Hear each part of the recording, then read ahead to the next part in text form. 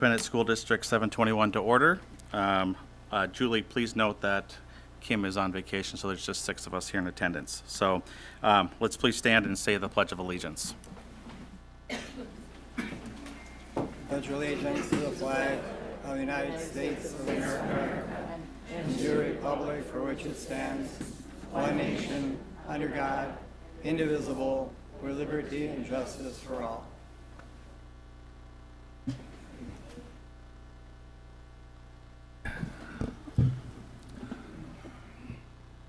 Kim, are you excited that all these people are here for your last meeting? First on our agenda is the open forum portion of the evening.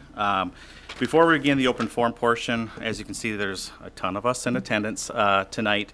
I ask that each of you be respectful and considerate of your neighbor. We currently have 17 speakers with a total of 30 minutes allotted for open forum per board policy. So this will allow each speaker approximately 1 minute and 45 seconds to make comments. I will not be commenting after each speaker. However, know that your comments are being heard, and we are actively listening to ways that can make our schools a place where all students can learn at high levels. With many of the speakers here tonight to comment on the recently drafted and discussed transgender and gender nonconforming guidelines, I want to make a quick statement ahead of time. The school district is committed to following the state law regarding bathroom and locker room usage by our students, as all districts are in our state. Our guidelines simply outline how administration and teachers should handle these situations as they arise to ensure we're handling them in a consistent and equitable way.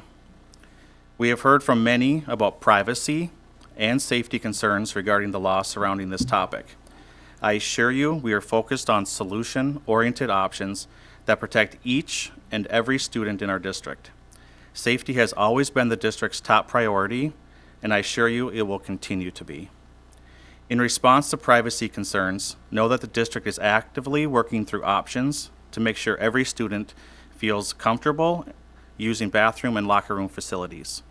This includes opening up all private stall bathrooms in each building so anyone can use them, and constructing changing stalls and locker rooms to create additional spaces for privacy for any student who may want to use this space. Additionally, in fiscal year 24-25, there will be specific state funding we may access to construct more permanent spaces that provide more privacy for our students. We understand this may be a very, very sensitive topic, but please know that we're working very hard to ensure all children feel accepted and included, no matter where they are in our student buildings. With that, I ask that our first speaker come to the podium, Tara Moore. And as you come up, it's 1 minute and 45 seconds. Mark, Vice President, will be timing, and with 30 seconds to go, he'll raise his hand just to let you know that you have basically a 30-second warning, so we can try to continue to be efficient through this portion of the meeting. So, go ahead, Tara. Microphone. My name is Tara Moore, but today I identify as the chair of the school board, and I move to rescind the current transgender guideline. Do I hear a second? As if being an adolescent girl isn't enough these days, or hard enough these days, now they have to compete against biological boys in their sports, change in locker rooms with them, and use the restrooms with them. At what point does the mental illness pass from those exhibiting the behavior to those accepting of it? What a horrible message we are sending to these young girls. It's ridiculous that my kids have less rights today than I had 20 years ago. At the last meeting, the district lawyer said the courts were trending this way. Trending is a fad. Fad is not a law.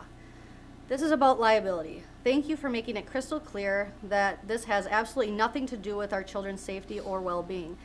I find it disturbing that the children are not your number one priority. I also find it very disturbing that this guideline was adopted by the district and us parents were not notified. If you think the guideline is going to protect the district from being sued, you're wrong. How much is a rape lawsuit going to cost? Indecent exposure? Negligence? Are you ready for teen pregnancies to be on the rise? Not allowing my girls the choice to utilize bathrooms, locker rooms, or lodging without biological boys in them is discrimination. This goes both ways. 30 seconds. My kids have rights too. Didn't your lawyer say you can't discriminate? Aren't you going to have the same sort of liability cases on your hands for not giving my girls the correct options? With the guidelines you've already adopted, they do not have a choice. How discriminating. My question to you is, how are you going to address adults and staff pertaining to these transgender guidelines? That is yet to be discussed, and I believe you owe that answer to the community. Again, at what point does the mental illness pass from those exhibiting the behavior to those accepting of it? Be prepared to lose a lot of kids out of this district because we will unenroll our children. Thank you. Thank you.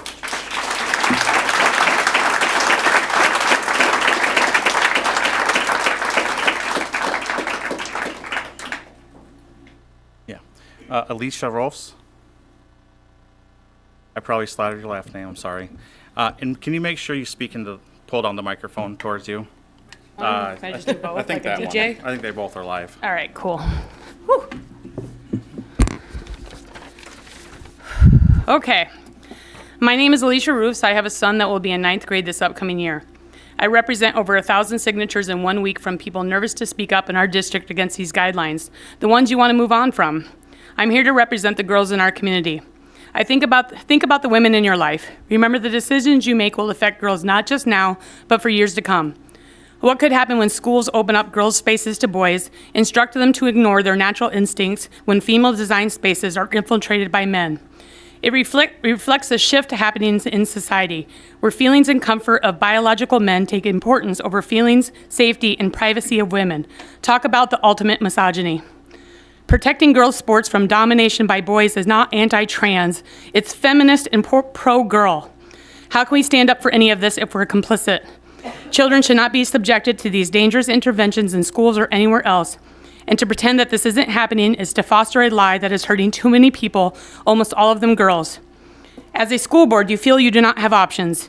You feel that this will be setting yourself up for lawsuits if you do not follow these rules. There are dozens of lawsuits against district by parents that are happening throughout the country that are fighting for the protection of their daughters in schools. How many of you on this school board have children enrolled in this school district? How many of your children will these decisions affect? We feel you are not listening or fighting for us.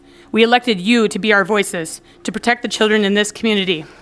We ask you to fight for our girls. We ask you to protect our girls. What is happening to them is not right. It's not fair. You are asking them to be pressured by the school and faculty to accept boys and girls' spaces, to keep their mouths shut about any feelings of discomfort or safety. And it's teaching them that they don't matter. Well, I say we matter, and we will not be ignored. And when it's time to vote, you will hear us. Protect Our Girls New Prague demands you motion, second, and vote no to adopting the guidelines forcing girls to accept boys in girls' spaces. Thank you.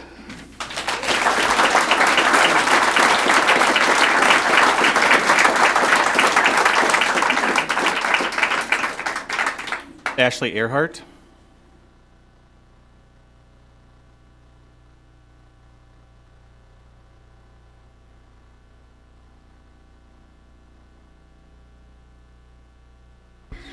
My name is Ashley Earhart. The value of the few should never outweigh the values of the many. You say there's nothing that you can do about it and we must conform.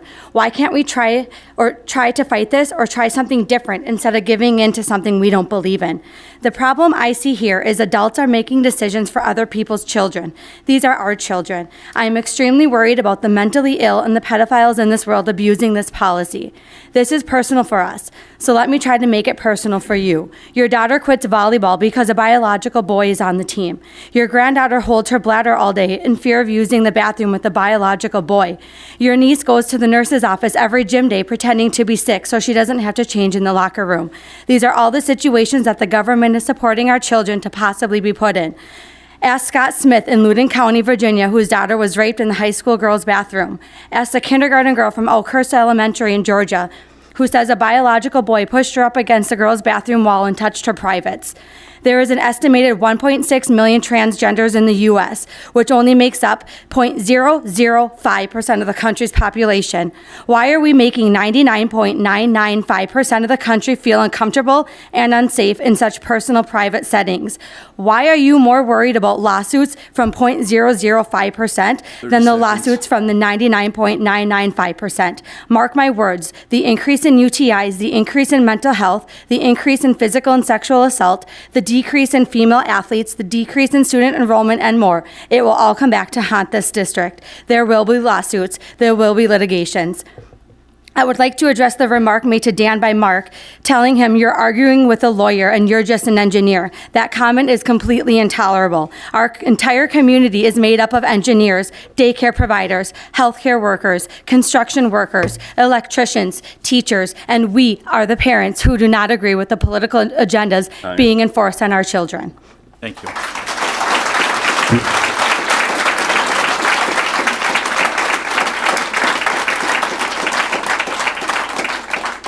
Jen Seiler.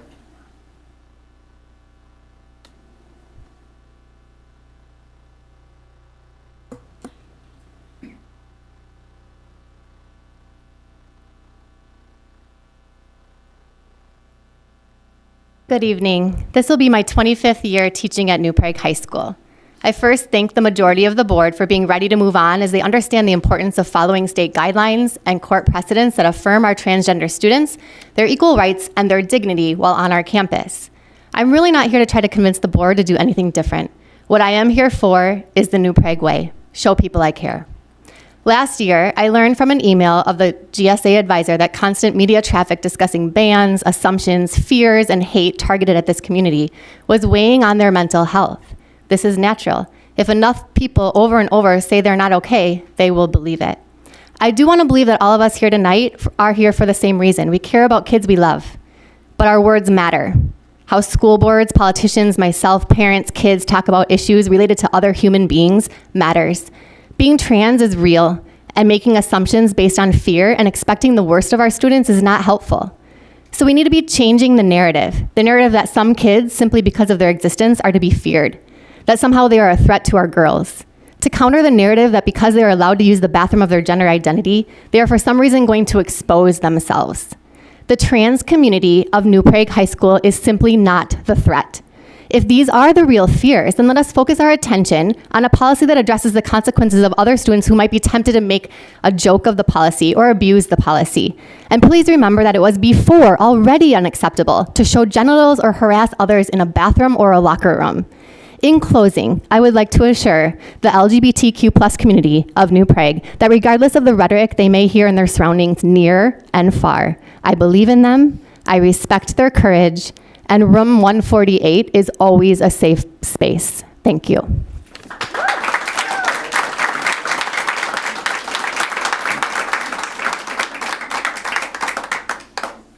Lori King.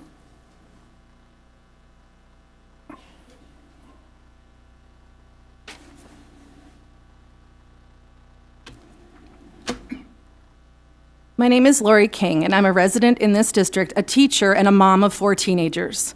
I am also the widow of Dan King, a man who spoke to you 2 years ago about his concerns regarding the divisiveness that critical race theory would bring to our schools, an ideology that would create a hostile learning environment and label dissenters as racist.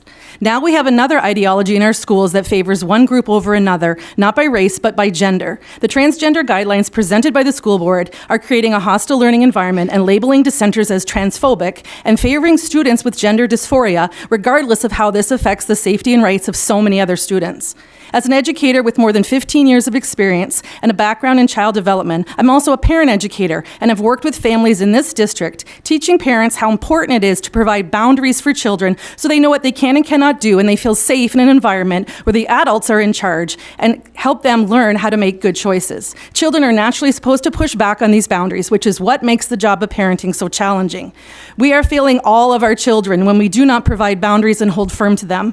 We are failing all our children when we tell them that mental health problems will be solved by changing their gender when they feel confused. We are failing all our children when we tell them that it does not matter if they feel unsafe in a bathroom or locker room. We are failing all our children when we give them too much power to make adult decisions and be responsible for adult issues. When my husband addressed the school board 2 years ago, he was optimistic that we could work together to address the divisiveness caused by these ideologies.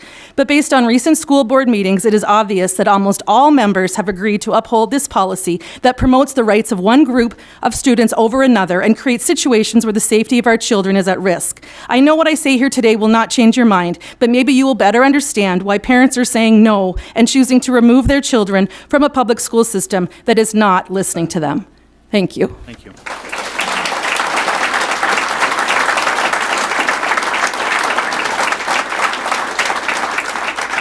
Bill Leisky. Bill Leisky.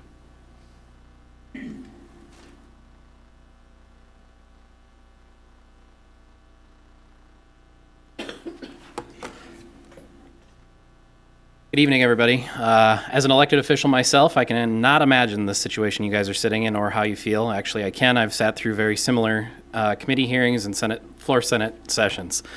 My concern here tonight is to represent my family and my values, not necessarily that of the Senate district. So I am here as an elected official in your seat, or have been in your seat, but also as a parent.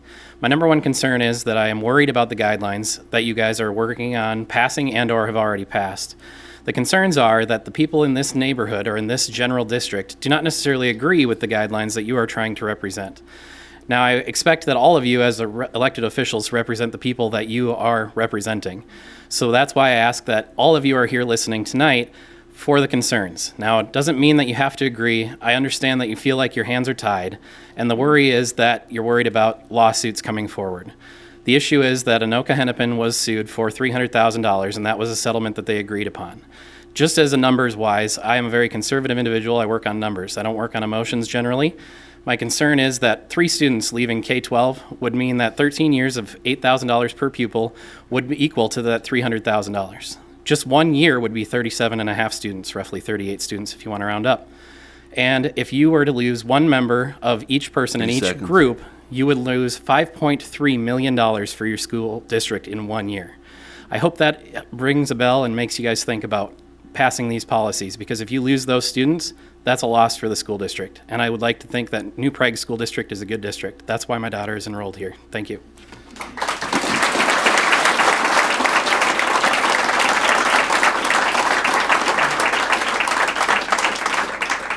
Allison Clement.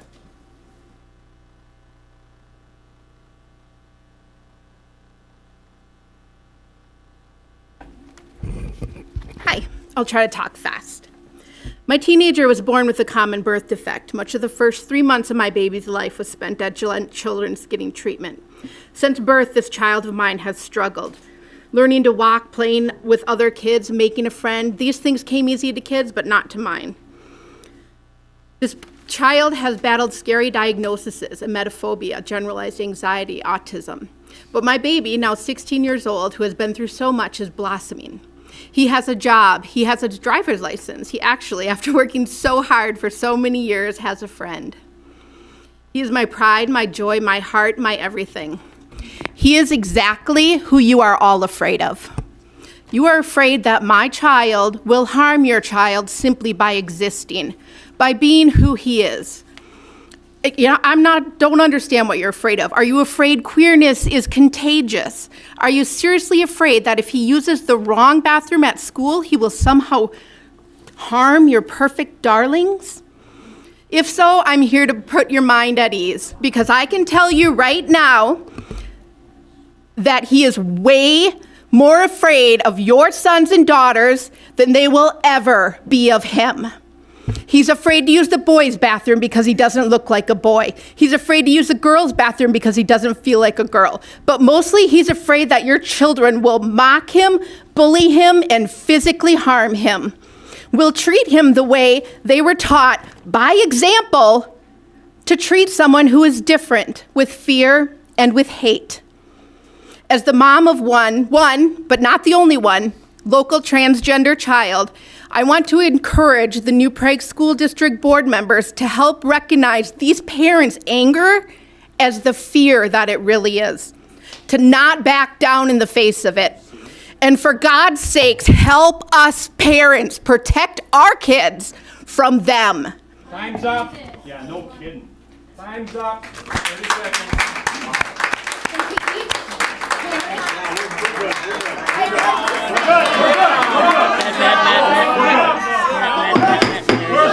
Hey, We're good. please stop. Please, guys, no one's been harassing anybody else, so please, everybody, just try to be kind. It's all. Yeah, well, No, we're gonna there's, chat like that? guys, just, please stop. Please stop. I'm just going to tell you, be very careful who you hate. Because someday Nobody hates anybody. Nobody hates anybody. Nobody hates anybody. That's right.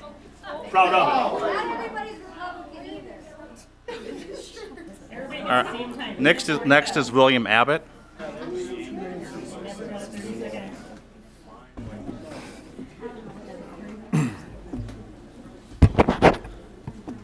Well, that was fun. On behalf of most of, if not everyone here, I would like to take this opportunity first to say thank you to Dan Call for being a voice.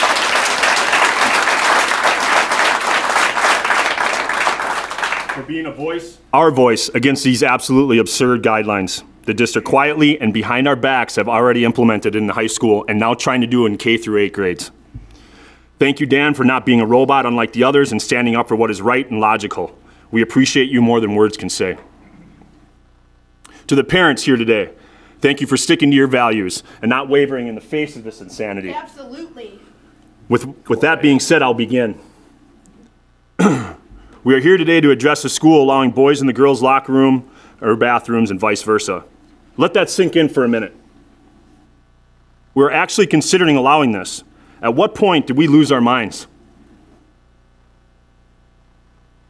One of the primary concerns surrounding the introduction of transgender ideology in schools is a potential infringement on parental rights. Parents have the inherent right to guide and shape the upbringing of their children according to their own values and beliefs. By introducing transgenderism as a core component of the curriculum, we risk encroaching upon these parental rights, potentially undermining the values and beliefs of these families that they hold dear. I never ever thought it would ever come to anything like this whatsoever. I mean, I don't know what happened, where we went awry or whatever, but I'm just going to say this because our time got cut a whole lot, just trying to silence us once again, is I have a list of just shy of 100 kids from parents signed that if you pass these guidelines, they're pulling their kids, and mine are 2 of them.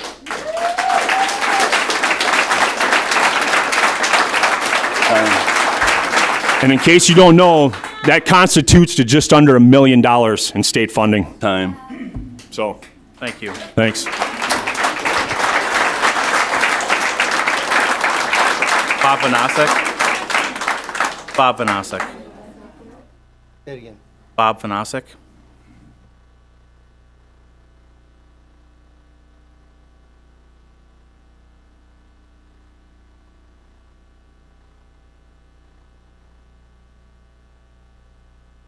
Good evening.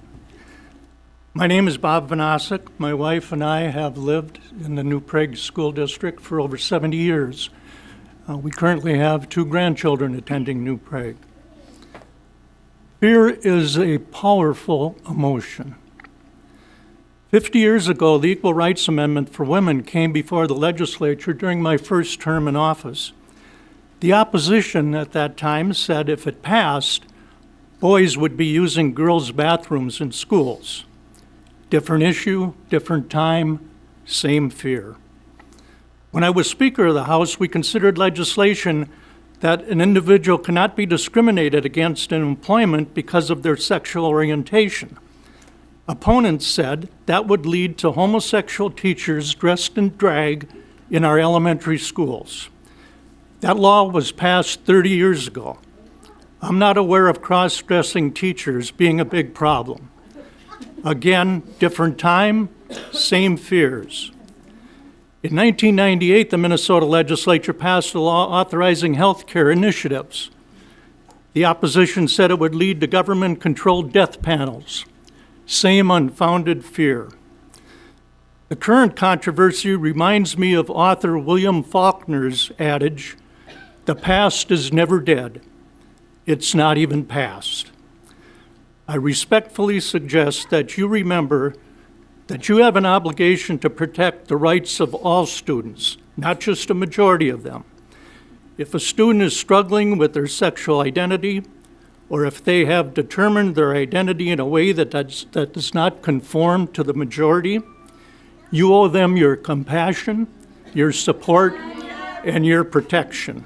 You guys are right on it for him, huh? One final point. Your job is to set policy for the school district within the confines of state law and interpretation of those laws by the judicial branch of government. Thank you. Well, a lot of you spoke for 2 minutes too, so there you go.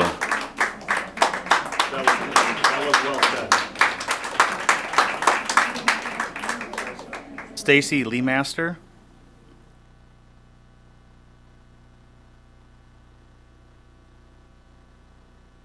Stacy Leemaster, right here.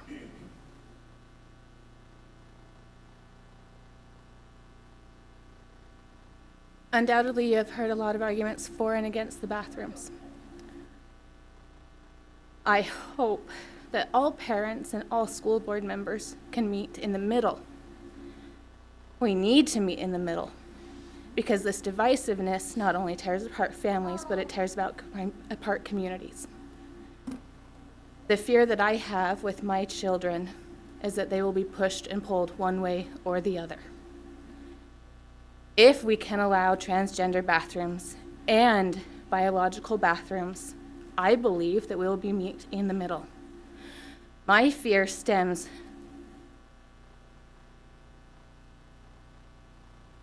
from being sexually assaulted many times by those who claimed that they were transgender and were not. And I know that that is not everyone. But if my children are assaulted by those who feel that they can get away with saying they are transgender when they are not, then they are harming biological and transgender children, because they will sway people to either say that all transgender kids are dangerous when they are not, or they will say that all bathrooms need to be one way or another. Please keep in mind those who will 30 take seconds. advantage of this and not those who truly need it. Thank you. Thank you.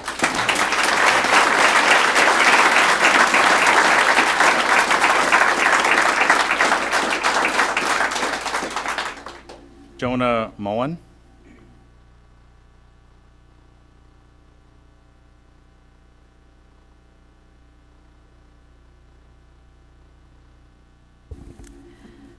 My name is Jonna Moen. I'm the current president of the New Prague Area PFLAG.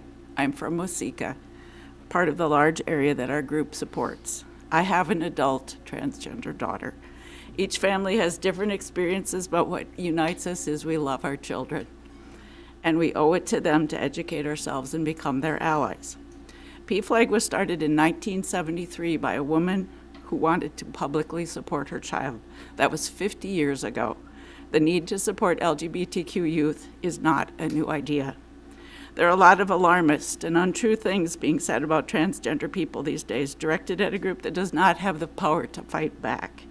Generally, these are children. The support has to come from families and allies. But there's one truth that all transgender people have in common: gender dysphoria, recognized by the medical community. Basically, they feel that they were born in the wrong body. They need the support of family, mental health support to understand what they're thinking and feeling, the support from schools and the society at large, the rest of us, to validate who they are and that they are worthy of love and respect. My transgender daughter did not come out in school. It was not a place that she felt safe. That was not fair to her. Schools should be safe places for all students. New Prague and all schools need to provide an atmosphere in the schools that affirms the rights of all students, including to express their gender identity without hindrance or harassment. We need to support all youth, not demonize them. Let them use the bathroom they feel most comfortable using, and participate in sports with other kids they feel comfortable playing with. We should provide changing areas and showers that allow all students privacy. Recognize and use their preferred name and pronouns. Trans people don't want to cause problems. We need to be their allies and be proud in our support, louder than the negative voices. Thank you. Thanks.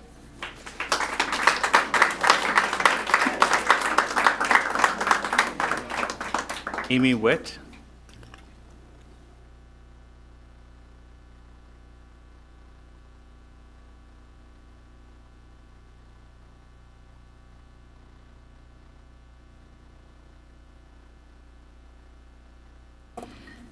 I wanted to voice my concern for the safety of the girls in the bathrooms. Whether it's unwanted or wanted sexual activities can take place in bathrooms. What is the plan to prevent this? Will there be someone monitoring the bathrooms if we already are short on funds? Let me make this personal for you. I was a victim of being raped in a bathroom. I was very young, but my victim was 11 years older than me. I remember everything to this day.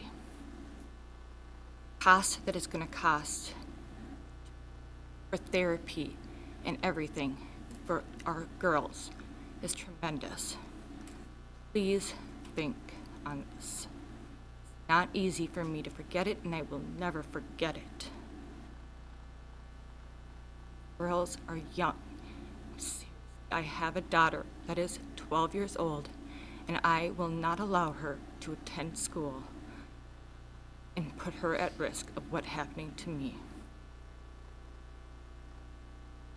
If we make this move happen so fast, I'm very concerned that we are not going to think things through thoroughly, because these girls could be 30 put seconds. at risk.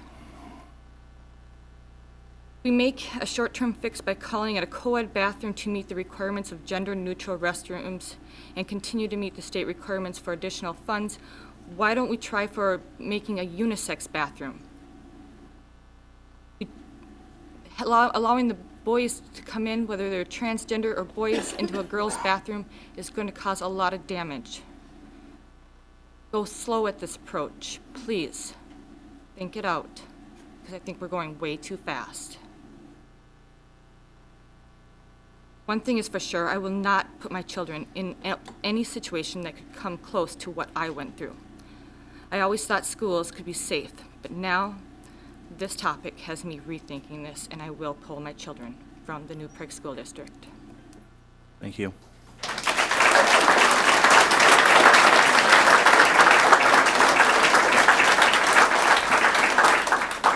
Kathy Gage.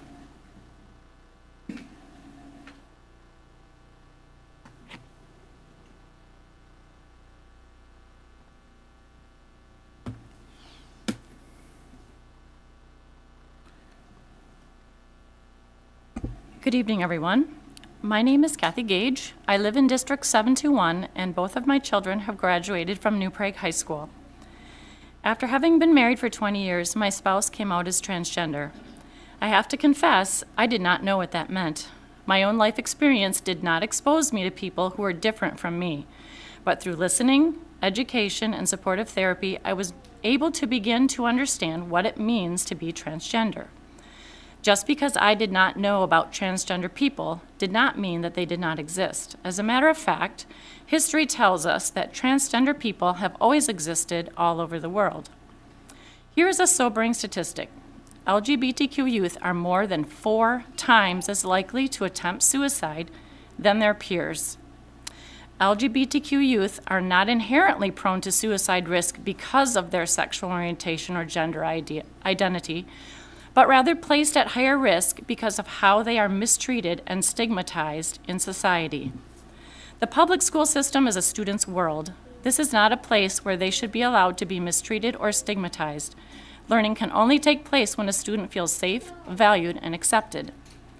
I'm going to share a secret with you about transgender people, because I know a few. When they go into a bathroom, 30 seconds. they just want to pee. Okay, sometimes it's number 2, but they just need to relieve themselves in a bathroom where they feel they belong. No one else should make this decision for them. Trans youth need to have people around them who care. I believe in our teachers to care. I believe our school administration will do the right thing. I believe in laws that have been put in place to protect students. And I have to believe and hope for a society that will have respect for all and show common decency when dealing with each other. Thank you. Thank you.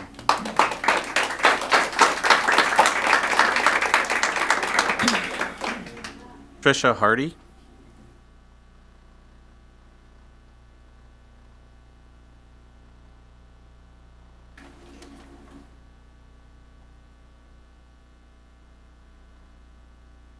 As a mother of a blended family of 5, which 3 are female, and many nieces and nephews and a sister who's a lesbian, I feel I need to speak for everybody. Growing up is hard enough. Becoming a preteen and teenager is always an awkward time. They feel the need to look, dress, speak, and act a certain way to fit in. They are uncomfortable with themselves and their body image and dealing with the opposite sex. Now you want them to be okay with having a transgender person share the same restroom or locker room with them. How is this okay? Safe or even comfortable for them? Think about when you were in middle school. How do you feel at your age? Changing in the restroom? Any other personal situations? Now add the uncomfortable feeling with the opposite sex standing there. I'm sure that yourself had topics you were nervous talking about with your parents, let alone peers. I'm sure your preteen self would feel a little differently at this topic. Another food for thought. What about a male student who thinks it would be interesting to take a peek at a female student and decide to say, I feel like a female today? Maybe he dresses more feminine, but probably not. But he decides that by saying this, it would make him a better chance getting into the girls' locker room. How would this be handled? Do you not think raging hormones are a thing in today's society? They are, and they have been since the dawn of time. How about the fact that children, male and female, make 30 stupid seconds. decisions because of hormones and because of curiosity? Could this be a way for someone to take advantage of the situation? The school districts in the state are grooming our children in ways that are not okay. They want to take away our thoughts, our opinions, our freedom of speech, our freedom of safety, and freedom to be who we want to be. We do not need to conform with the rest. We can give transgender students other options. Let's look at those. All my children's nieces and nephews and many of their friends are against this and do not feel safe with these decisions. Please consider their thoughts on this as they are the ones attending the schools. Thank you.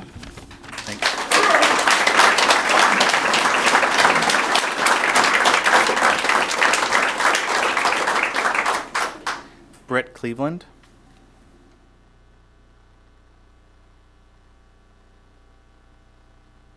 Brett Cleveland. Okay. Rick Eckstein.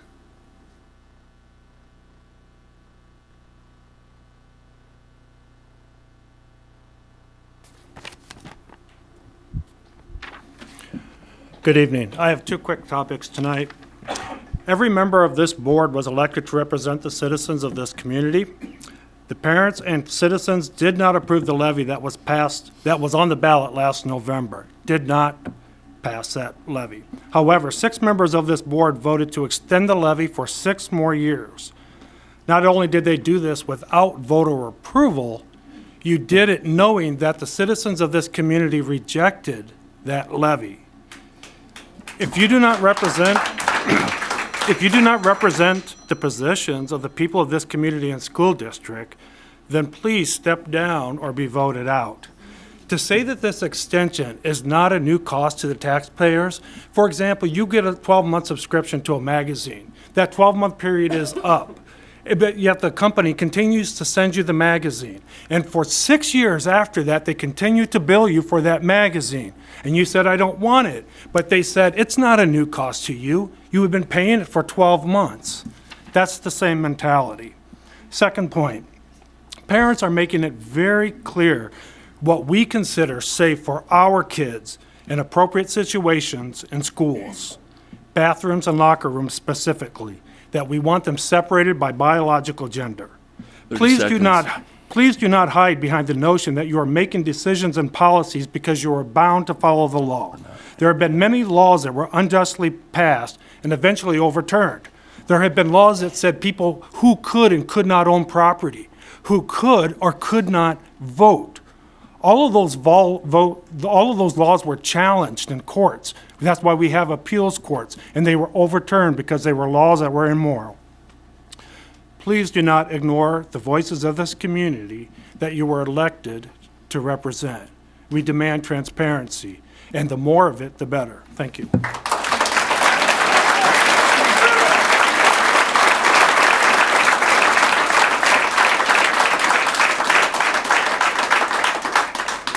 Ashley Henches.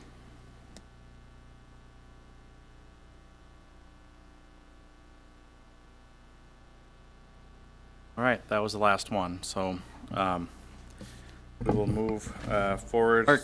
Or Matt, I'd like to be recognized. Okay, regarding the public comments. You want to respond? I'd like to just make a general statement to the board. We'll have some opportunity later for discussion. So. Wow. That's never been been the thing we've done before, Dan. It's included in our policy, Dan, specifically. Dan, you should have come to me beforehand and talked to me about this, whether you wanted some time. You should let him speak.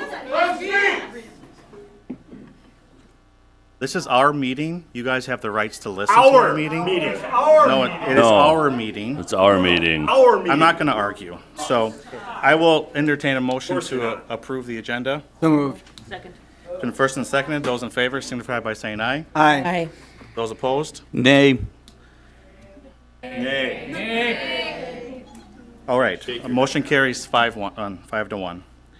I'll get a motion to approve the consent agenda. Second. Been first and seconded. Those in favor signify by saying aye. Aye. Those opposed? Motion carries 6-0. All right.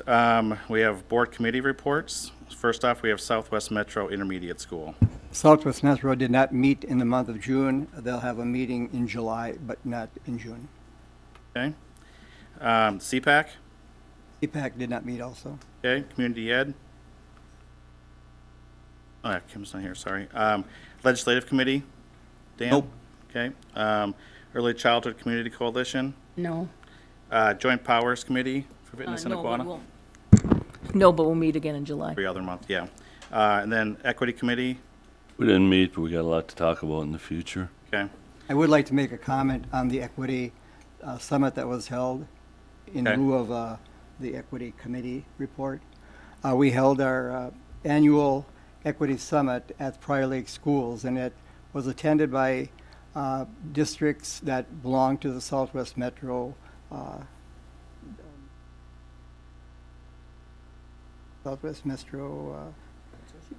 Consortium. And it was a very good meeting, very good set of speakers that attended and gave us a lot of good insight as to the status of equity and also how schools deal with equity and how the classroom teachers and other people work with equity in their schools. Karen attended as well, and do you have any comments to make on? I just want to reiterate, it was a really good day. It was a really good day. Things that I didn't understand were made clear, and new things came up that I thought would be good that we could implement here. It was hosted by Southwest Metro Intermediate School District. Okay. Thank you. Superintendent update. I guess the good news, our Trojan baseball team won the state championship, so it was their first state title.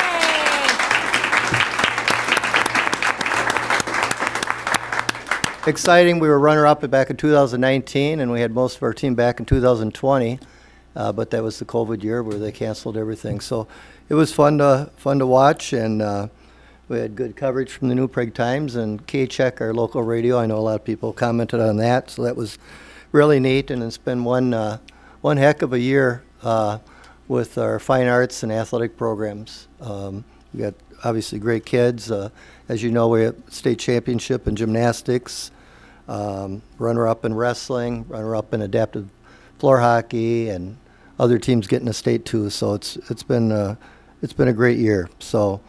Congratulations to Coach Tanner Oakes and his baseball team, along with Brad Skogerbill, our AD, and all of our coaches and advisors and directors. So that's all I got. Thank you. Yeah. You have some time at the end of the meeting as well. What's that? You have the opportunity at the end of the meeting as well to some final remarks. So, all right. Moving next on the agenda is reports and discussion items. We have a policy committee. I know Kim's not in attendance, but Jean, do you have any comments regarding this first readings of these policies? Well, this is the first batch of policies that have been revised pursuant to the legislative action this year, and they've been reviewed by the appropriate administrative people here and by the policy committee. Anybody have any, and so I just want to make sure we're aware too. So I know I've been trying to work through Robert's Rules of Order. So what I will do going forward is we're going to allow everybody to make comments. If so, they'll have the floor, no interruptions by anyone. You'll have 2 minutes to speak. Ultimately, I think that's going to be fluid as we work through this, but I'd like to give everybody 2 minutes, and then once everybody's had an opportunity to speak, then we'll have like a 1 minute additional time if you need so. So, anybody want to take the floor first regarding the policies at all? Are we doing this policy by policy, or are we trying to do this in the entirety of the group? Your question about the timing, or are you talking about? You know, I look at each policy as an individual item, right? Not a conglomerate of items that all are being addressed at the same time. No, I hear what you're saying. So, yeah, we can work through each one as we want to pull them. So I'm not sure. Do we want to go through each and every one? I think I have something on 75% of them or something like that. Okay. Okay. So let's just work through. Let's go through. I'll just go them one by one. How about that? So, let's do. So the first one, the policy 491, it's actually rescinding the vaccination, testing, and face covering policy. Any comments regarding that? When this policy was implemented, what was the reason it was implemented? This was a COVID-19 policy. Were they required by law, or were they? It was required by law. Yes. All right. General comment on that. Oftentimes, I'm told that we do not need policies for items covered by law. This is one of the many examples of the district creating a policy clarifying how we implement a law and regulation in our district. We need to finish our policies regarding gender identity in a manner that protects all students. That's all I got on this one. Any other comments from anyone? Okay, so we'll. That one's good then. 727, collecting past due payments. Nope. On that. 102, equal education opportunity. Gene, can you help me understand the reason section E was added into that? I haven't been able to pull up my policies here, so I don't have it in front of me. So that is, it covers, let's see, athletic programs. And it wasn't in the policy before. Look at the summary. I don't have any in my version. Do you want to see mine?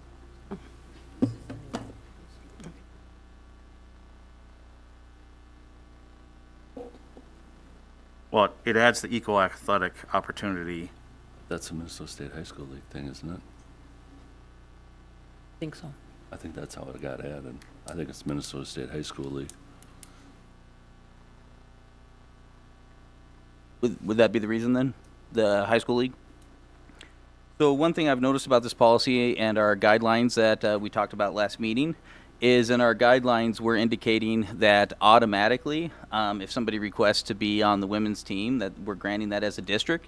When I read section 121A and 121A and let's see 12.2 that are associated with this guideline, that did not seem to be the required case based upon Minnesota law. It allowed women's sports to be a protected category of sports that could be assigned based on sex. And so I'm a little curious as to why our guidelines are so far different from this policy, paragraph E, that's saying that our sports assignments are based on sex, and the Minnesota law that allows the women's sports to be assigned based on sex, based on historical discrimination of women. Okay. So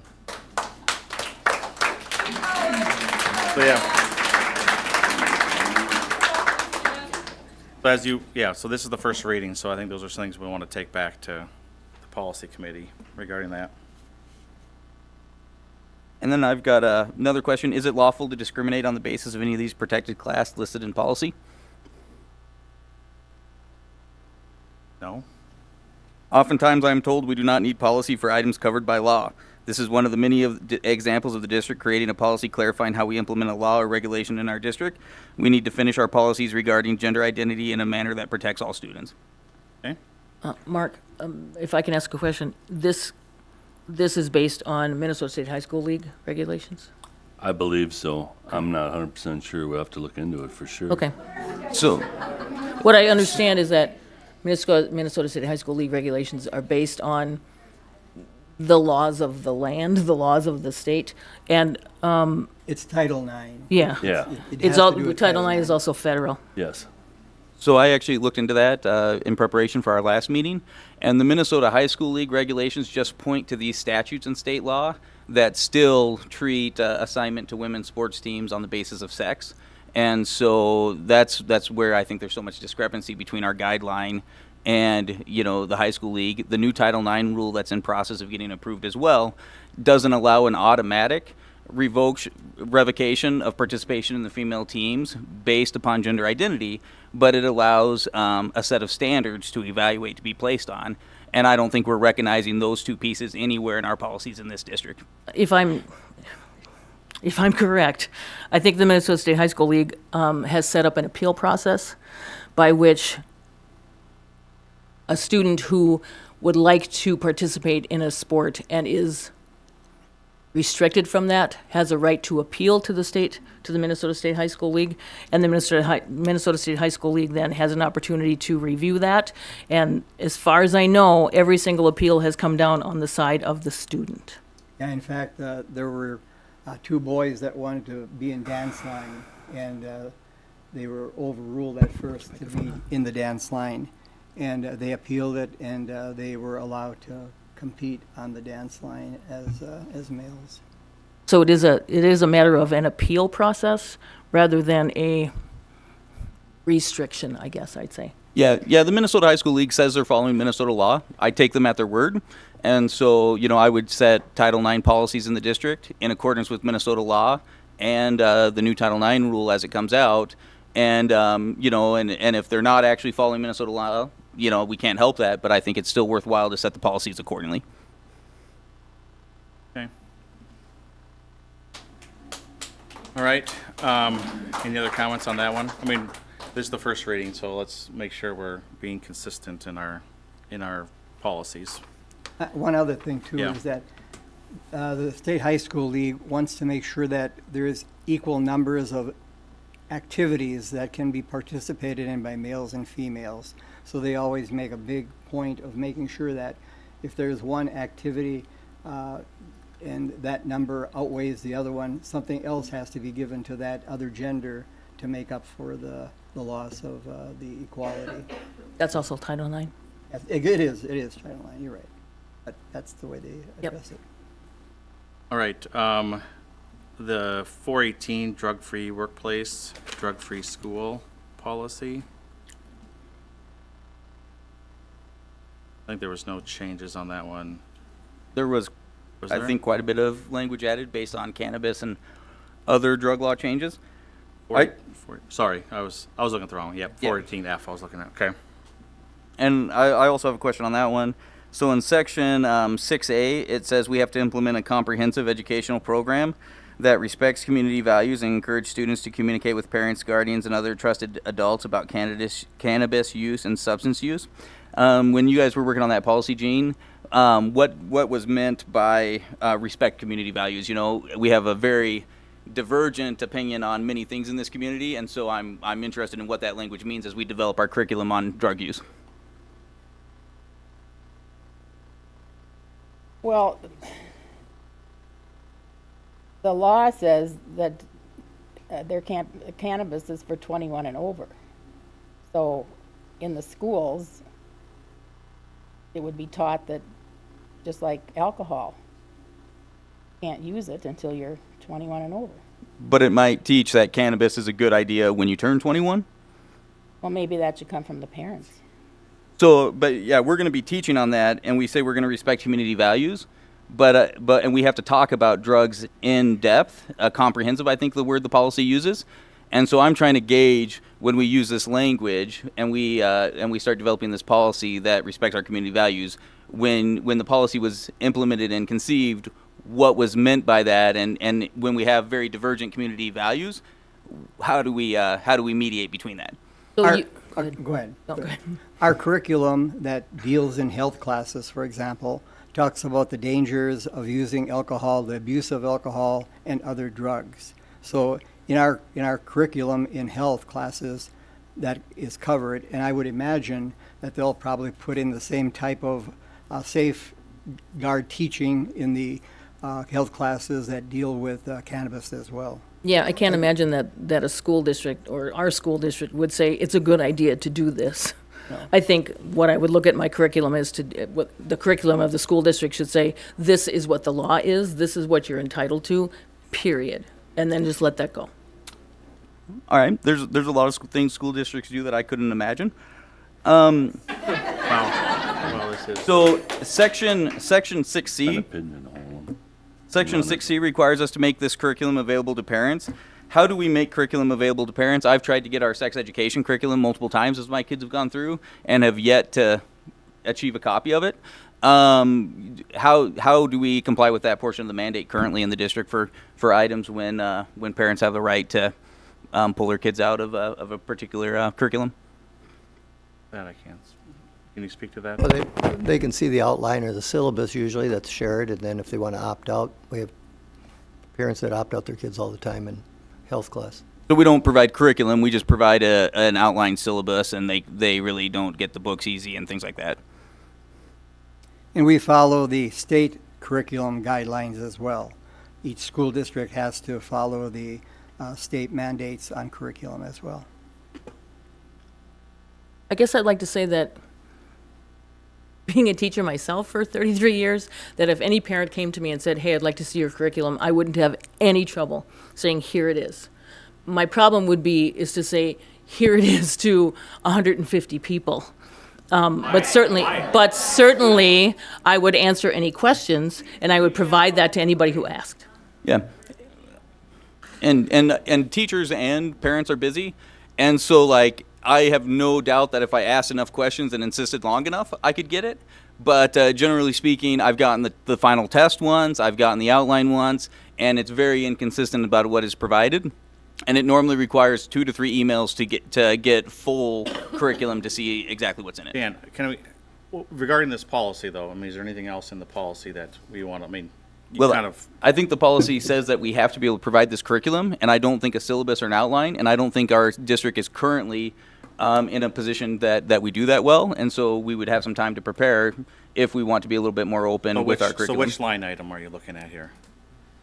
Because you're right, there's a lot of, I mean, we basically added verbiage regarding cannabis everywhere, in addition to all the other drugs and alcohol that we have. So I just want to see which area we can look at when the policy committee takes this back.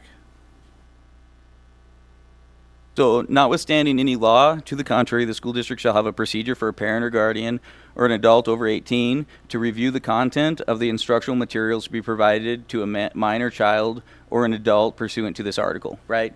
And so I think we're setting up a policy right now that provides that right in such a way that I don't think our district is currently prepared to, I don't know of any procedure that we have that we say that are going to be part of this policy.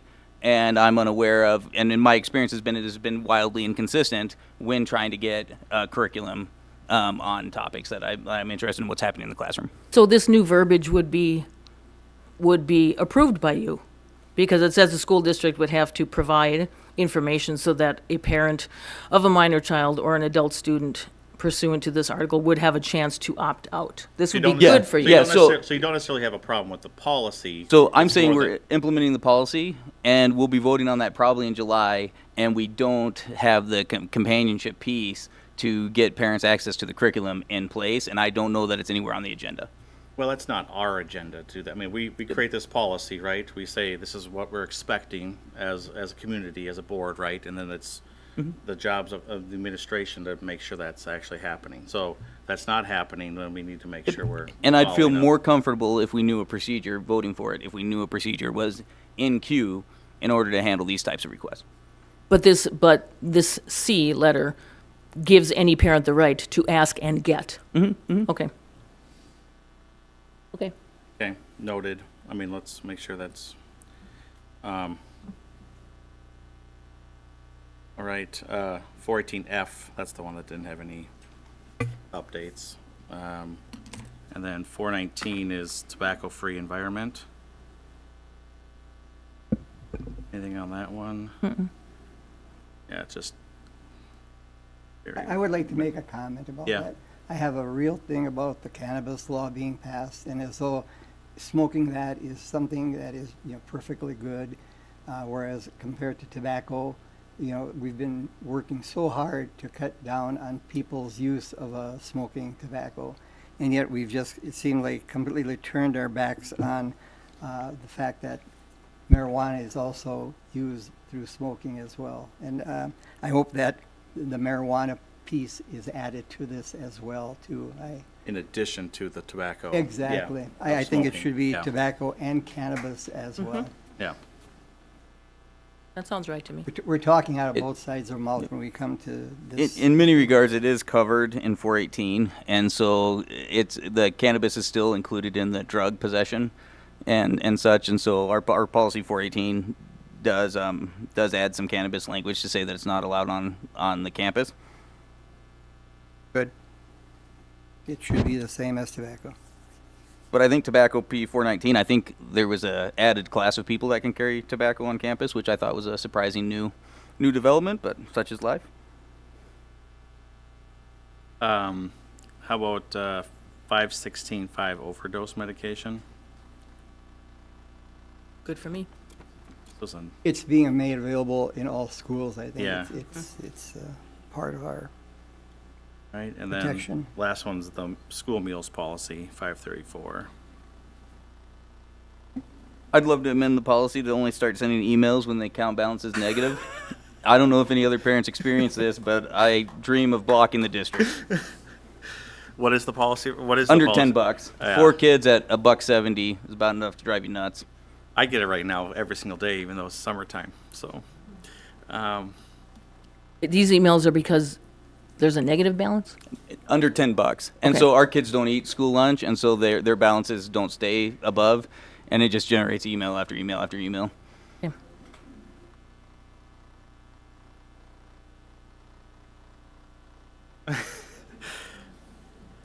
okay. All right.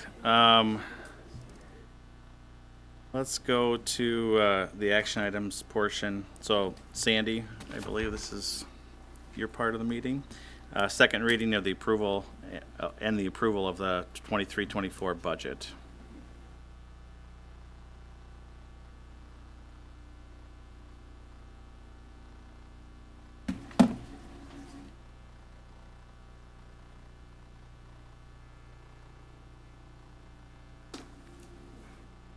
Hi, Sandy.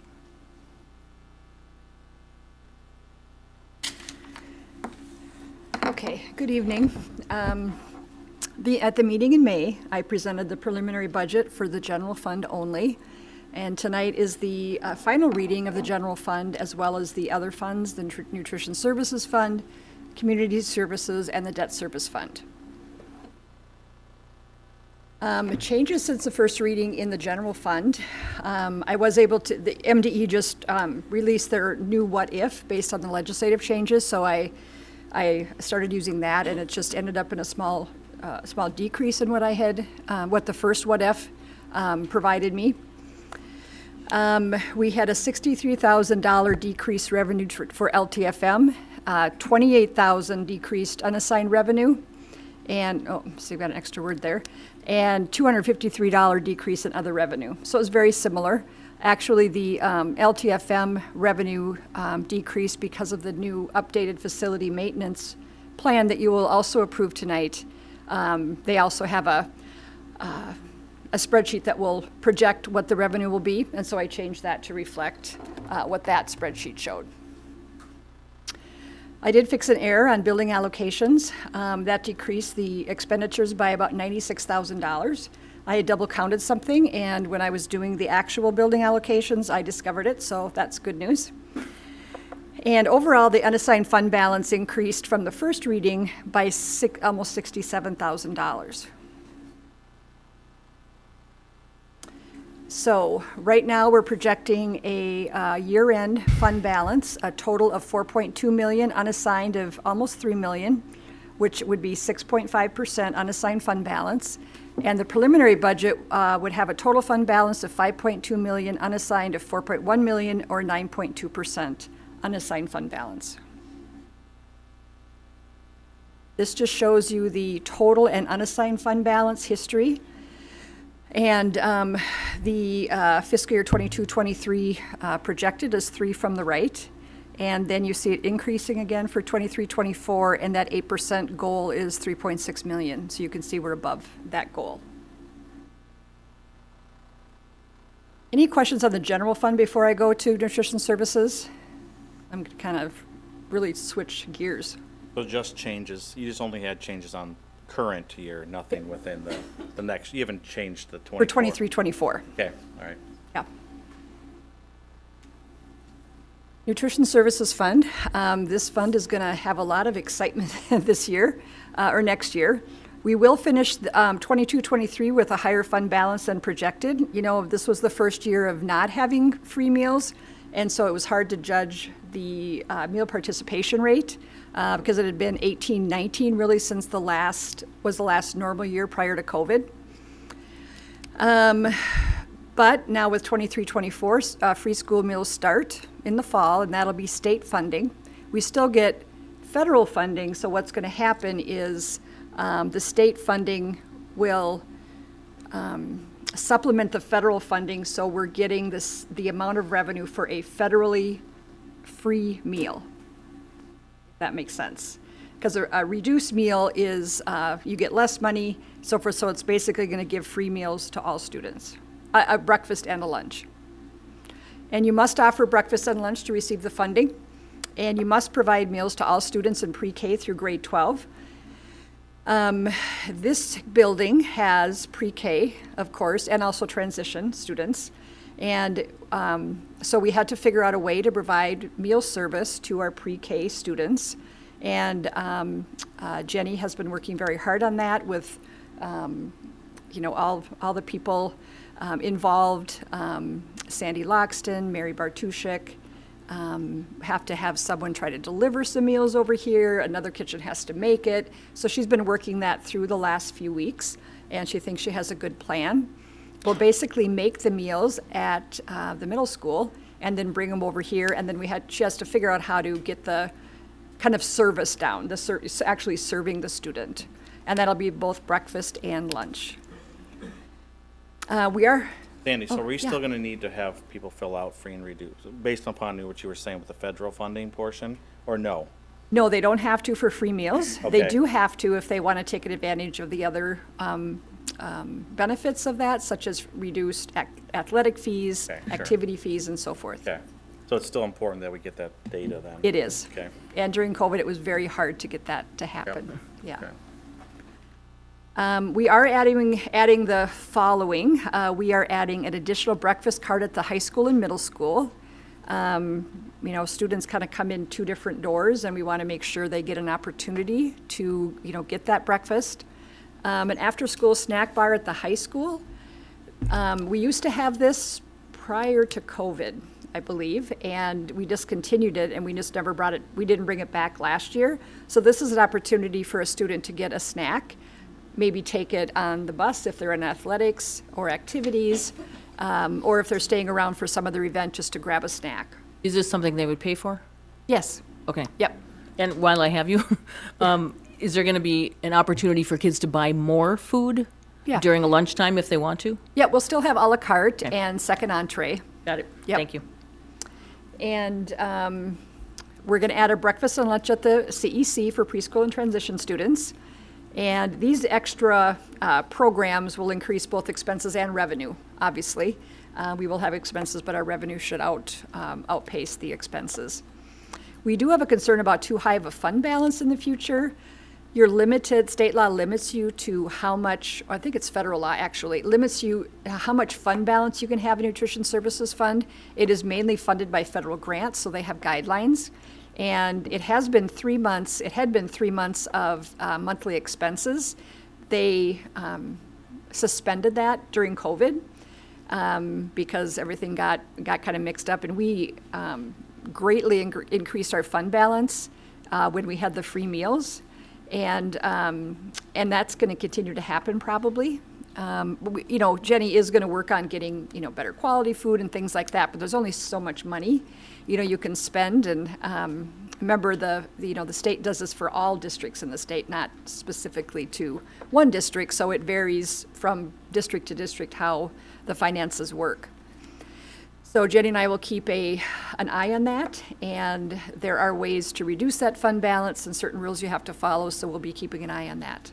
There are other schools who have this issue too? Yes. Okay. Will suppliers just start increasing their prices then? I mean, Yeah, no, I would hope not. We're also getting some more supply chain assistance funds next year. We've had 3 tranches of that now, so, yeah. so is there ways to sweep some of that to the general fund if we, or no? Can't do that. Okay. Sorry. Any questions, more questions on the Nutrition Services Fund? And last, here is Community Services Fund. Actually, I have Fund 7 in a few minutes, but just a brief history, especially for the new board members. We added early childhood transportation a few years ago for the ECS, or the school readiness, or the preschool programs. And that there was a planned decrease in the fund balance to, transport those students. And you'll see on the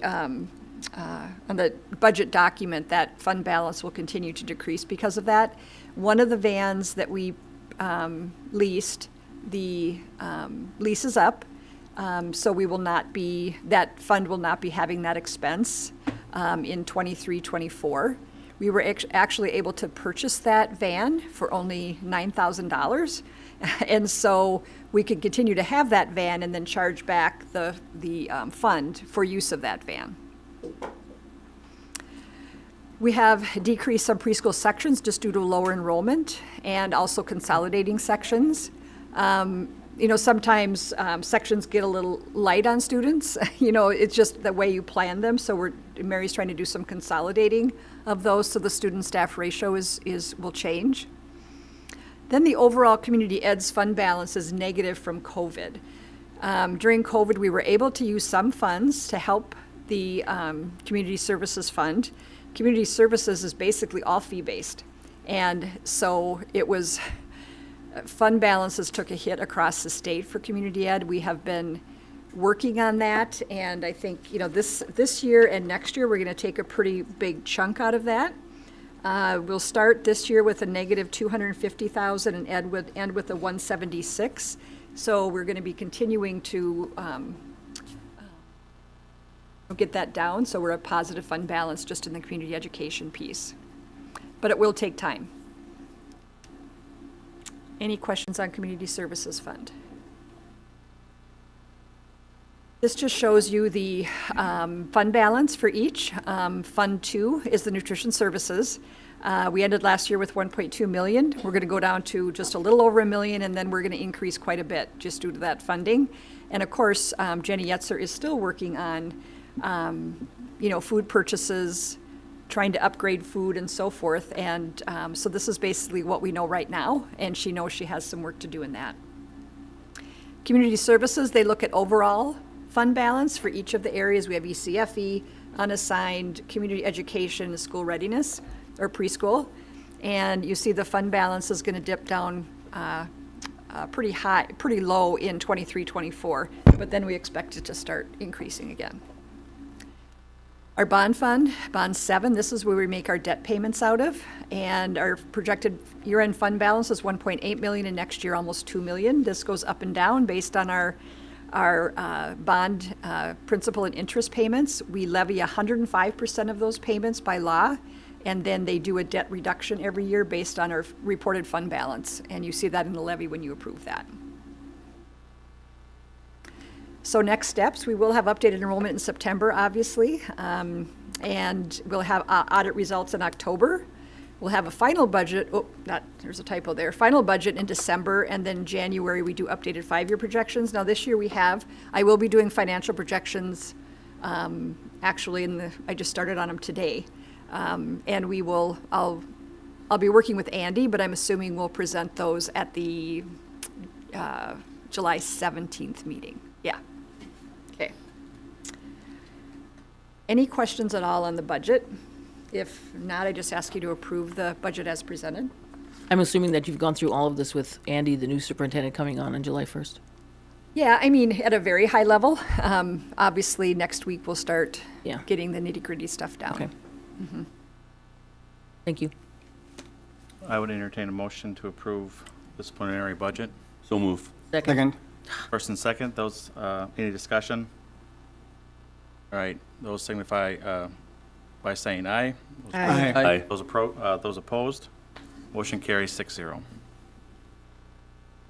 Next on the agenda is a resolution approving the 10-year facility plan for long-term facilities maintenance. I'll entertain a motion to consider the following resolution, approving the 10-year facility plan for the long-term facilities maintenance revenue program. So moved. Is there a second? Second. It's been moved and seconded to consider the following resolution. Before I read the resolution, Sandy, do you have any comments to make on it before I read the resolution? And I'm just going to entertain any questions. I do want to point out that for site projects in 2027, that's 26-27, Craig has initially planned some work on the artificial turf at the stadium. And so that's kind of a placeholder for that. Now, the exact year it will be done is unsure, depending upon, we test it every year to find out how it's holding up. So far, it's been holding up very good. And so I just put in a placeholder for that. We're also going to, on the revenue side, we're also going to, as soon as our stadium is fully paid for, our revenue is going to go up significantly, because right now we take some of their revenue and pay for the debt payments on,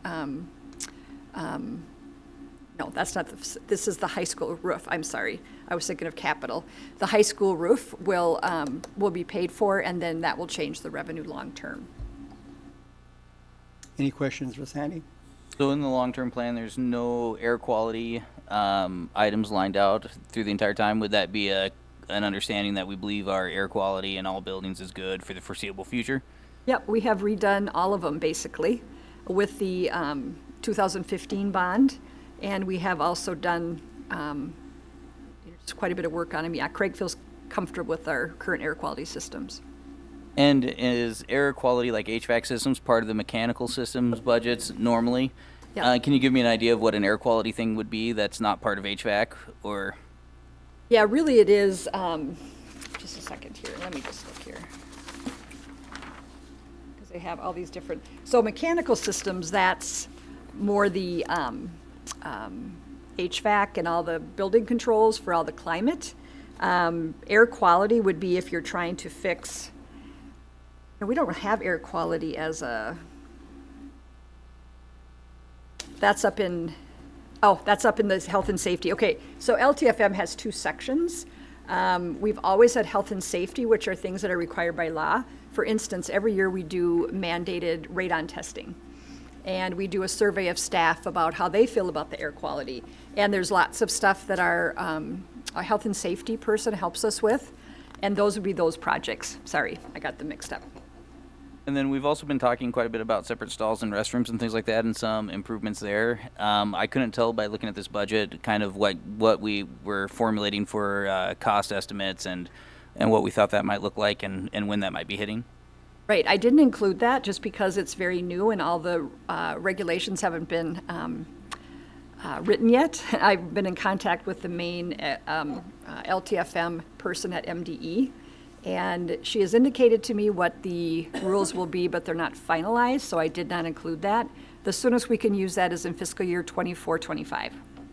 And it would come through this budget, not the general fund, it'd go through this? Right, it would come through this budget. Okay, so all those funds would come through this fund, essentially? Yep. Okay. So that's something we'll be continuing to look at. But all they'll the be rules- worked on, though. Yeah, just they haven't all been defined yet, so I did not include those. The stuff we're doing this summer, though, just to that point, I'm saying. that's coming through, those are gonna be general fund dollars, or is this any maintenance dollars could be used for that at this point? Yeah, we'll probably use general fund dollars. We can use operating capital, but we're using quite a bit of that to offset some of our budget adjustments. So I'd prefer to use, we do have contingency built in, and the initial estimate, I don't know if Craig has a final estimate or not. No, final estimate, okay. So we don't have the final estimate on what that's going to cost, but we will shortly. He was going to be getting bids on the project.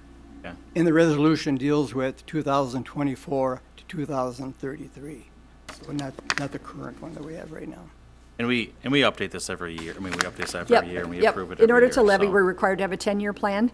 Realistically, I mean, it's hard to plan more than 5 years unless you know you have a roof in 2930 that has to be done. Sure. And right now, we're in good shape with those things, Okay. with all the work that has been done over the last several years. Okay. Okay. Whereas the Minnesota legislature passed legislation affecting school district revenue for long-term facilities maintenance, and whereas the Minnesota Department of Education has determined that to access long-term facilities maintenance revenue, school districts must approve a 10-year facility plan, and whereas the 10-year facility plan must be updated and approved annually and reported to the Minnesota Department of Education every year. Whereas the New Prague Area School Board has reviewed the long-term facilities maintenance revenue program and has reviewed the school district's 10-year facilities plan. Now therefore be it resolved by the School Board of Independent School District 721 that the plan for 2024 to 2033 10-year facility plan be approved for submission to the Minnesota Department of Education. How do you vote on this, Karen? Yes. Jean? Yes. Matt? Yes. Mark? Yes. Dan? Yes. Dennis? Yes. Item passes 6-0. All right, next on the agenda is the approval of the School Resource Officer Services Agreement. Right. So I presented this in May, I believe, and the board had a couple of questions for me to forward to the city. And the city administrator, Josh Tetzlaff, has brought those ideas to the city council. And basically, they were okay with putting an early termination clause if one of the two parties was in breach of the contract. They had some about the other changes. Let's see. The city felt the 5-year commitment was important for continuity of presence in the schools and for budgeting purposes. They also didn't want to put a cap in place because if there is a cap and something unforeseen happened, that would mean the city would pick up the larger portion. And, you know, we don't know what the situation would be. It's hard to do a hypothetical on that. So just to, at this point, I mean, if this happened, we have a good relationship with the city and hopefully there'd be some funding with it. But right now, we don't foresee that happening. There's something also about the extension, automatic renewal. So yeah. So Yeah. So I didn't see the early termination for breach clause. Can you point me in the right direction? Yeah, it is. I thought Janelle was going to post the red line. It is section 4, sub E. Oh, yeah, it is, yeah. 4E.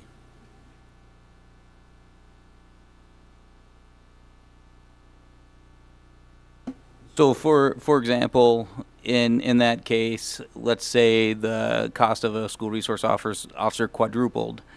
We would be in breach and we could leave the agreement, but we'd still be obligated to pay the city based upon my reading of that clause, correct? Yep.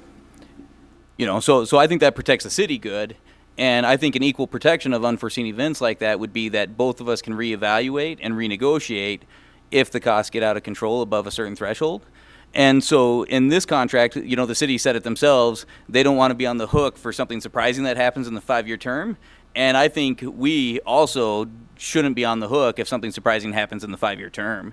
And approving an open-ended contract with no cost or cap control measure, I think is a pretty dangerous thing to do.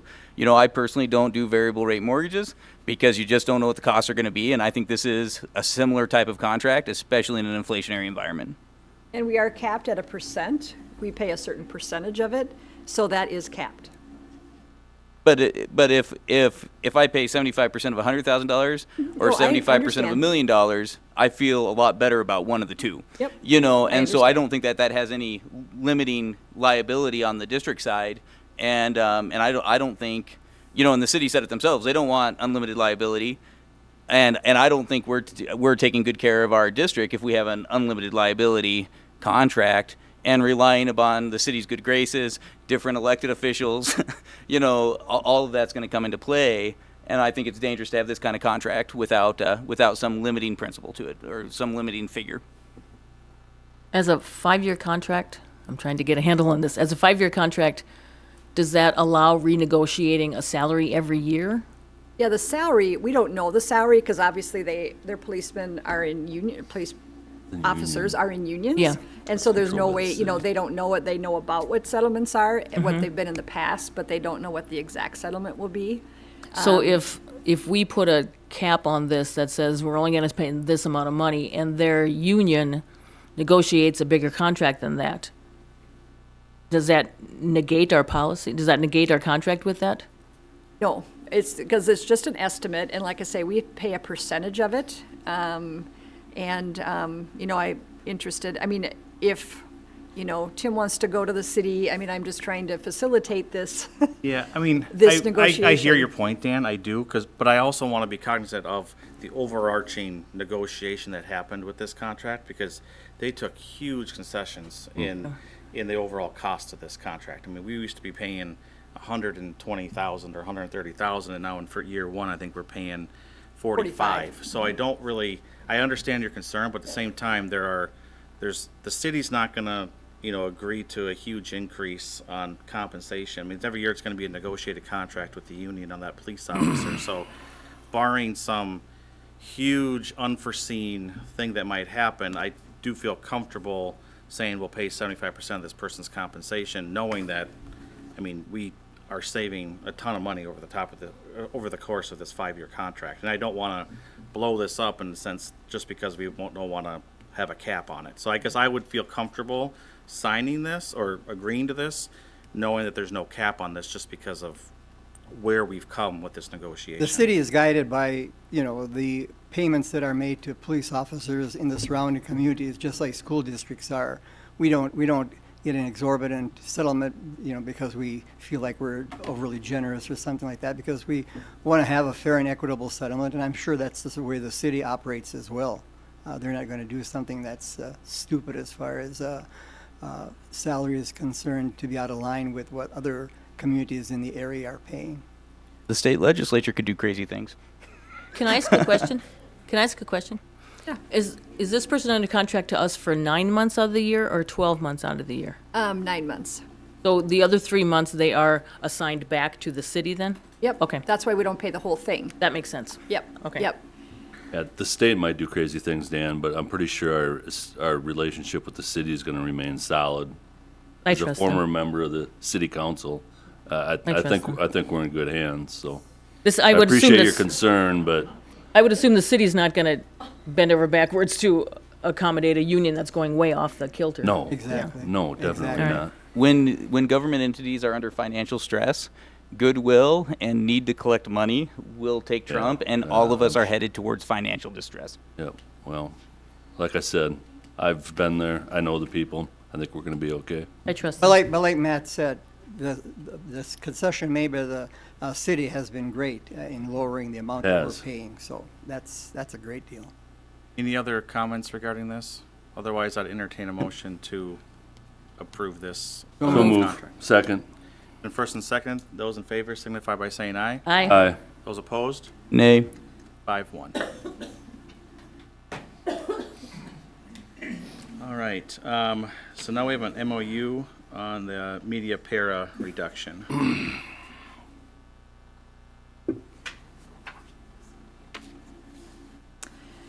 Okay, as part of the budget cuts for the 23-24 school year, we did eliminate the media paraprofessional position at our elementary and our middle school. And the number of hours that were being performed by those media paras varied by building. One building was using parent volunteers for some of it, so the amount was less and so forth. And I was surprised one Friday afternoon to receive a grievance from SEIU. It was not initiated by an employee, it was initiated by the SEIU. The union. The union, yep. And basically said that we can't have non-bargaining unit members doing bargaining unit work, which is, a true statement. But we have to be able to make budget cuts. Like I said, they're parent volunteers. They have each school has a great plan for how they're going to do that. And so in meeting with the SEIU rep, the union rep, just talked to them about, if these positions come back, there's no reason the district would choose to not put them in the bargaining unit. I mean, that is bargaining unit work, and we're required by PELRA to have those positions in the bargaining unit. In the past, we have done this with other associations where a position, left the unit, but the duties changed, and then subsequently it should have gone back to in the unit, but we said basically we grandfathered people before, when they left, and then we've always honored that agreement. So SCIA was willing to settle this grievance, and they're withdrawing their grievance if we have this MOU basically that says if we have these positions in future years, they will be part of the bargaining unit, which we would do anyways. That's the right thing to do. If we have these positions and they're paid for. If we find somebody to volunteer to come in and do Right, and this there's work. there are parent volunteers right now that will do it. Okay. Yep, so a Okay. paid position, So yep. it's a paid position, Yep. okay. That makes sense to me. I'll make a motion to approve the memorandum of understanding with the media para reduction. Second. Been first and seconded. Any discussion? All right, those in favor signify by saying aye. Aye. Aye. Those opposed, motion carries 6-0.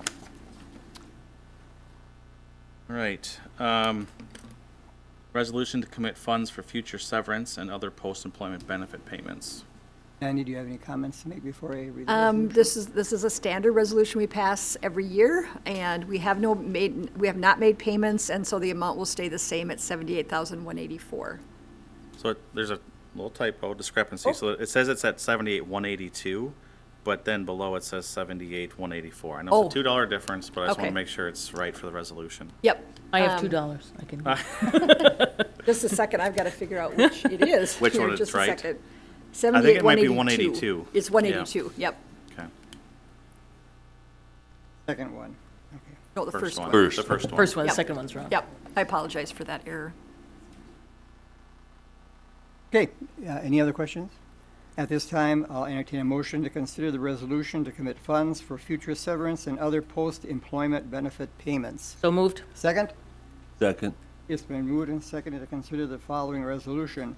Whereas the current master agreements with principals and technology staff include a severance or other post-employment benefit provision that represents a future liability to the school district, whereas GASB 54 reporting guidelines allow for board resolution for a school district to commit unassigned general fund balance to account for future severance and other post-employment benefit liability.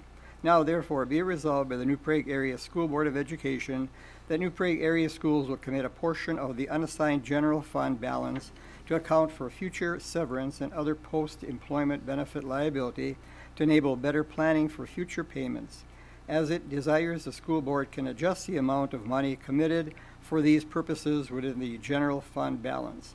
The Board of Education committed $78,182 in the general fund for the year 21-22. The New Prague area schools expect to pay no dollars in post-employment payments for 22-23. The total amount of general fund committed at the end of the 22-23 year is $78,182. How do you vote on this resolution, Dan? Yay. Mark?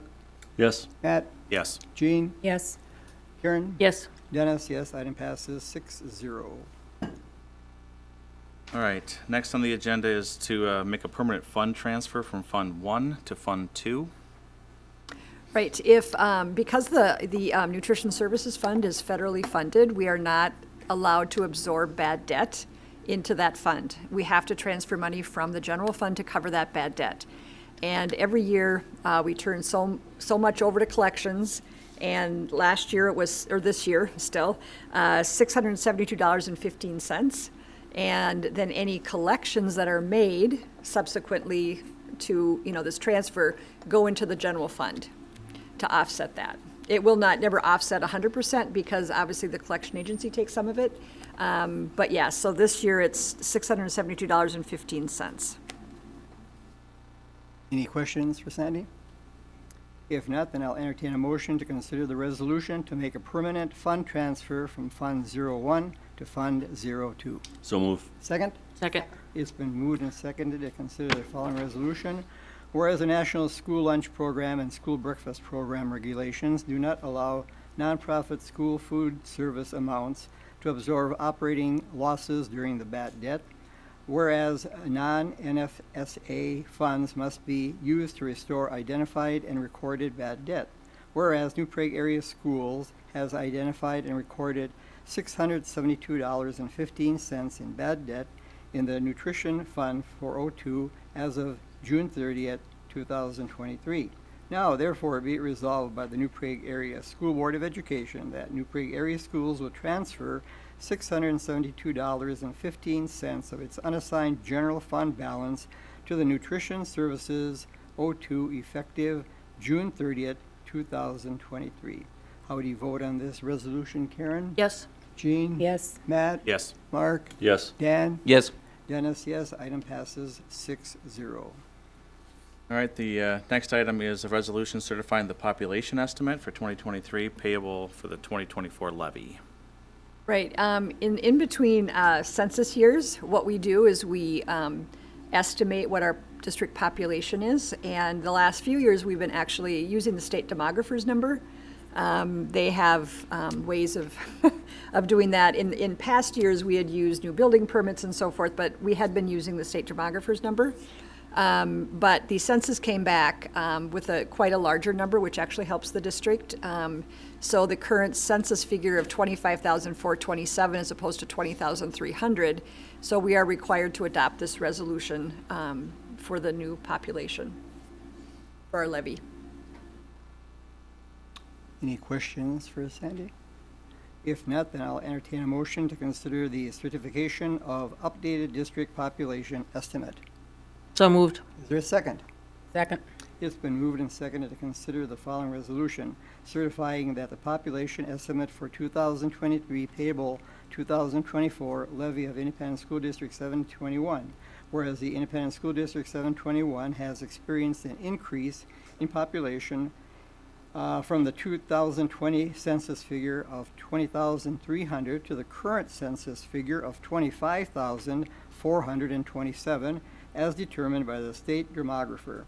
Be it resolved by the School Board of Independent School District 721 that the census figure of 25,427 be certified to the state demographer for approval of use in the 2023 payable 2024 revenue calculations. How do you vote on this, Dan? Yay. Mark? Yes. Matt? Yes. Jean? Yes. Karen? Yes. Dennis, yes. Item passes 6-0. All right, next on the agenda is a resolution to accept a donation from the New Prague Sportsman's Club. I'll entertain a motion to consider the resolution from the New Prague Sportsman's Club donation. So moved. Is there a second? Second. It's been moved and seconded. Whereas the New Prague Area School Board of Education established a policy concerning the acceptance of gifts to the school district, and whereas the school may accept a gift valued of $1,000 or more only by adoption of resolution by 2/3 of its members, and whereas the New Prague Sportsman's Club wishes to donate $1,500 to the nature-based preschool program to be used for outdoor classroom needs.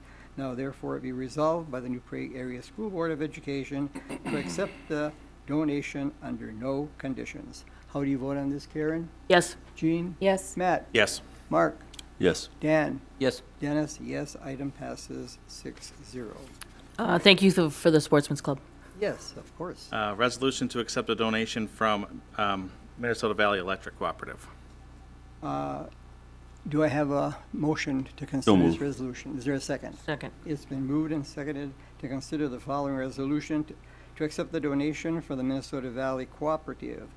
Whereas the school board again has the established policy to accept it only with a 2/3 majority of vote, whereas the school board may accept a gift of $1,000 or more only by 2/3, whereas the Minnesota Valley Electric Co-op wishes to donate $3,420 to the 5th grade program and trip to BizTown.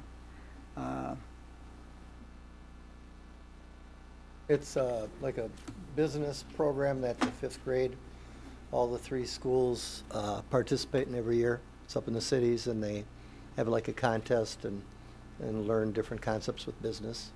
Sort of role play. Yeah, cool.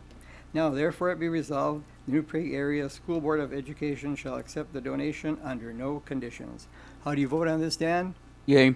Mark? Yes. Matt? Yes. Jean? Yes. Karen? Yes. Dennis, yes. Item passes 6-0. Thank you, MVEC. All right, the next one is an Education Identity and Access Management Board Resolution designation. Any comment on this one? Yeah, we're required to designate this Iowa every year, and obviously it's going to be Andy in 23-24, and they're the ones that give access to the various MDE systems, so all the access has to go through one person. And Iowa does not stand for the state, it stands for Identified Official with Authority. And this has been Tim in the past. And it will So now it's be. just a transfer. It'll now be Andy Vermouth. Almost, okay. Do I have a motion to consider this following resolution? So moved. Is there a second? Second. It's been moved and seconded to consider the following resolution. The Minnesota Department of Education Professional Education Licensing Standards Board and the Office of Higher Education require annual designation of an identified official with authority for each local educational agency that uses the Education Identity and Access Management System. Your school board or equivalent governing board must designate an IOWA to authorize user access to the State of Minnesota Education Secure website for your organization. The EDIAM board resolution must be completed and submitted to the Minnesota Department of Education annually, as well as any time there is a change in the assignment of the identified official with authority. It is strongly recommended that only one person of the local educational agency or organization is designated as the IOWA. Designation of the identified official and authority for education identity access management. And that will be our new Superintendent, Andrew Vermouth. How do you vote on this, Karen? Yes. Jean? Yes. Matt? Yes. Mark? Yes. Ann? Yes. Dennis, yes. Item passes 6-0. Andy knows this, right? It's part of the job. Okay, I'm just saying. Oh, by the way, It's part this of is the also you. Part of the contract. Show up to meetings. All right, Tim, this is your last chance for your comments. Before you say anything, though, I just want to thank you because it's been, I've been on the board since March of 2020, and I got sworn in my basement.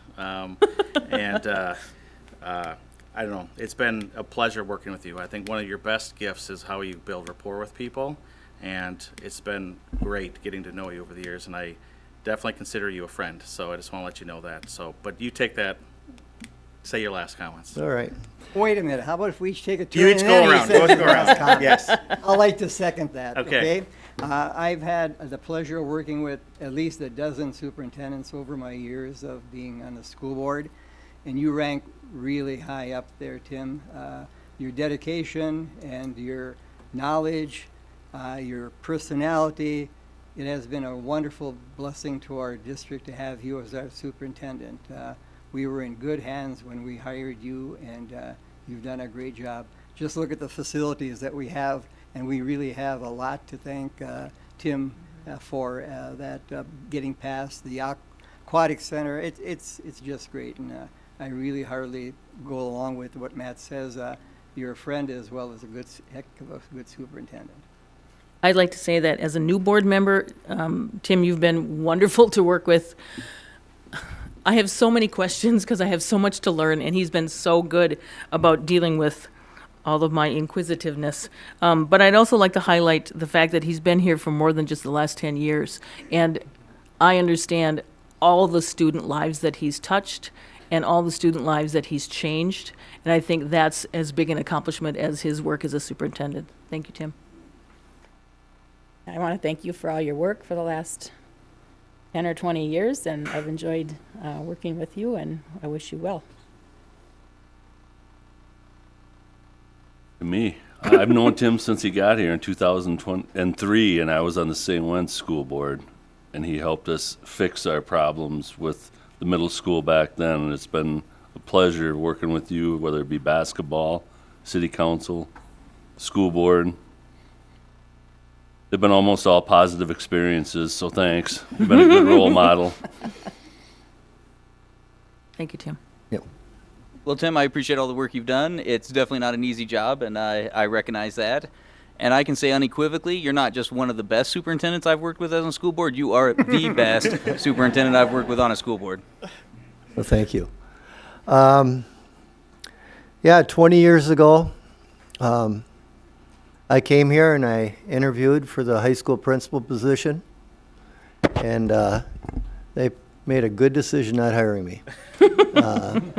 I truly, things happen for a reason. I really wasn't the right fit, but they called me back a few days later, the superintendent did, and asked if I'd interview for the middle school principal position, and got hired that way. And because I really wanted to move outstate, we did love South St. Paul at the time. I was there 15 years, Le Sueur before there for 6 years, but wanted to get back outstate, and loved being a middle school principal. I had a great staff, great kids, supportive families. And I've said this many times, best move I ever made was moving here. So did the middle school principal job and happened to be a head boys basketball coach for 3 years because our coach passed away from cancer, and that went great. And I don't know, about the 7th, 8th year, I thought, I'll get my superintendent license. And after we hired our 4th superintendent in 8 years, Larry Kozarich, I was able to get mentored by him and then end up applying for the job, and was fortunate to get hired as superintendent. And yeah, it's a tough job. I've loved it though, all 10 years. It's been obviously more challenging the last 3 years, but I tell my administrative team, I mean, as a superintendent, you're sort of the face of the district, which I don't mind. I don't mind being out and being visible, making relationships, whoever that may be. But it makes it easy when it's a great place to live and work in, living in this community. I was fortunate. Our kids were going into 3rd, 5th, and 7th grade at the time, and my 7th grader was not a happy kid. And but he knows to this day it was a great decision. So my kids got a great education here. Like I said, I'm grateful to be part of the school district and community. I just want to thank the school board for all your support. Danny, I've been sitting next to you 10 years. That's a lot of meetings, over 200 meetings, and you know how much I love meetings. There's one part I don't like, but I just think, when you think about the school district, it's not the programs that make the district, it's the people. It's the people that are here. The administrative team that I work with, we've got Sandy Len and Tony Boothie here today. I couldn't do my job without those two. They're phenomenal, and Sandy, when she leaves, you'll be hiring another person, because people don't know this, but back in 2005, she started in 2011. She's actually been doing 2 jobs. So we're one less administrator, one less director than we had way back 15 years ago. And she's going to be hard to replace. And Tony's been phenomenal, too. I thank all my administrative team. You got to surround yourself with great people. And when you talk about people, too, it's the teachers who've made a difference in all my kids' lives, along with the support staff. I don't care if it's the cooks, the servers, the bus drivers, the paraprofessionals, clerical, our business office people. They all have a part in making this a great place. And that's why New Prague School District is good, is because of the people, not the programs. And again, I also want to mention, too, the families we have here. They've been phenomenal.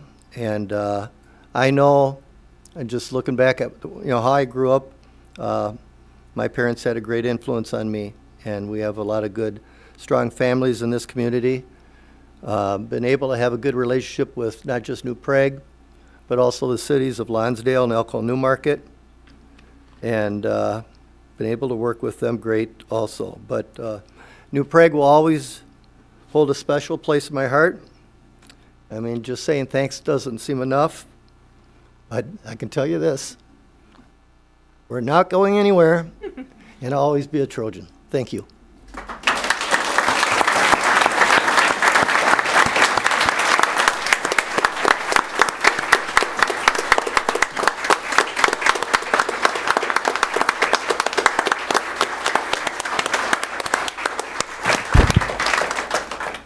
All right, I'll make a motion, or I'll entertain a motion to adjourn. So moved.